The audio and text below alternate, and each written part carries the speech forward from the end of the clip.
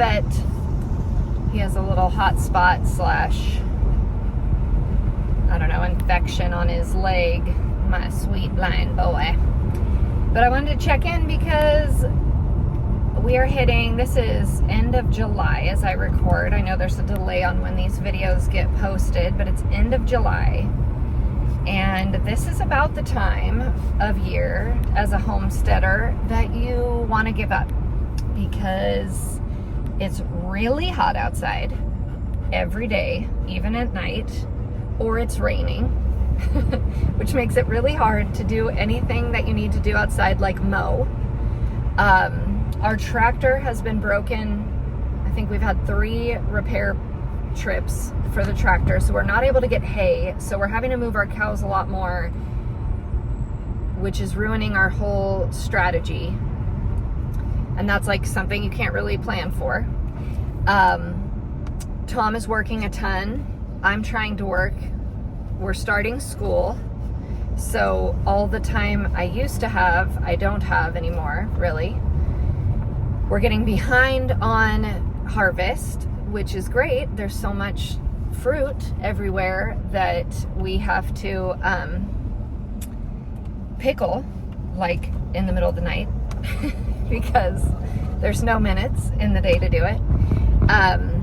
Also today, I have not been the one to do the greenhouse watering for about a week, and it's been primarily my kids, also my sweet husband.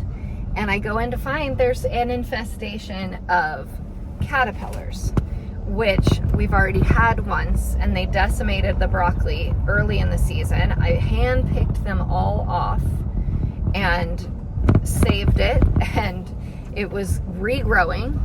And I went in today, not one bit of broccoli was salvageable.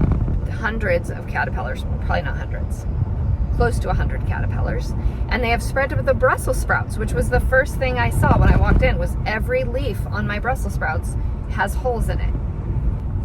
So broccoli, a complete, I had to pull them out of the greenhouse, which is, I'm very bummed because it's months to grow broccoli, and the Brussels, months to grow Brussels, and they're probably salvageable, but maybe, I don't know. I've never grown them before, so I don't know if they're going to recover in time. We're behind on our winter planting. We should be already getting that prepped a little bit. Not happening. We don't have enough electric fence, so our green beans that we planted that are sprouting are being visited by the deers in the evening. I don't know how the deer respond to electric fence, if I'm being quite honest. So possibly that wouldn't even matter. But the cows, if they don't have enough food, will jump out of their pasture and come eat whatever, like, you know, the corn or whatever they want out of the garden, which would be just devastating. And we're gone enough where that could happen and we wouldn't know until we got back, and it would be catastrophic, right? So there is an urgency to like get hay, or, you know, at this point we have to get hay because our pastures, we've just had to move them around and we haven't had an opportunity for pasture to recover. I walked by my sweet potatoes today and they're completely overgrown with weeds. So I have to spend a good amount of time bending over, pulling weeds that are incredibly thorny. And it's so hot that, like, we have 90-degree days for the foreseeable future. So I'm like, when am I going to do that? That's going to just be so brutal. And of course we have baseball, and like we have a tournament on Saturday again all day. It's hard. This is hard. And like I said, this is the part of the year, although you're just swimming in abundance of fruit and vegetables and stuff, that it's like, oh my word, this is just, it's really hard. It's really hard. I say all that to say, if you're struggling, it's normal. If you have a romanticized idea of what the homestead life is, you should know this ahead of time going into it. Oh, also, I'm on about 12 hours of brutal hand burning. Like, my fingers are on fire from cutting peppers up to pickle them. They're just, it's like a pepper burn on my fingers and my thumb. It's hard. It is not easy to grow your own food. There are a million things that you are working against. And like we had a big problem with rot, right? Like it is hard. You have to grow extra to have enough. And then some of the things you thought you grew enough of, you didn't. And then some things like banana peppers, you grew way too much of, way too much. And then you have to also go with the crop. Like we had stuffed bell peppers. Well, we're going to have a lot more stuffed bell peppers because we're about to come into an abundance of bell peppers, which I love bell peppers. And there's a couple of different things to do with them and ways to cook them. But it's like, okay, that's going to dominate our eating for a while, whether you like it or not. You're going to have more of those. You know what I mean? Like those sorts of things. But I made a new dream board the other day.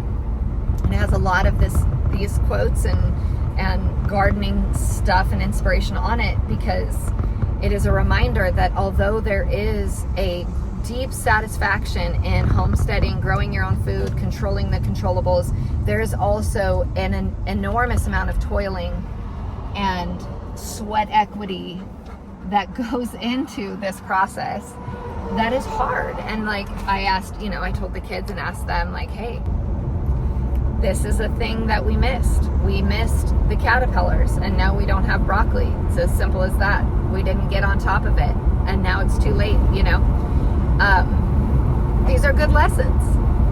But now I'm trying to pivot into school and figure out what that schedule is going to look like with all the other things that I'm now in charge of and trying to accomplish, like making all of our own bread, as an example. Or our food. Cooking at home a lot more. It's not really what we have done in the past. We eat out a lot, I'll be honest, because we have baseball 100% of the days. So we're out, like we didn't get home last night until 9:30. So last night we ate out because we were at the ballpark a lot longer than I expected to be. And that thwarted our plans, right? That's how you roll with it.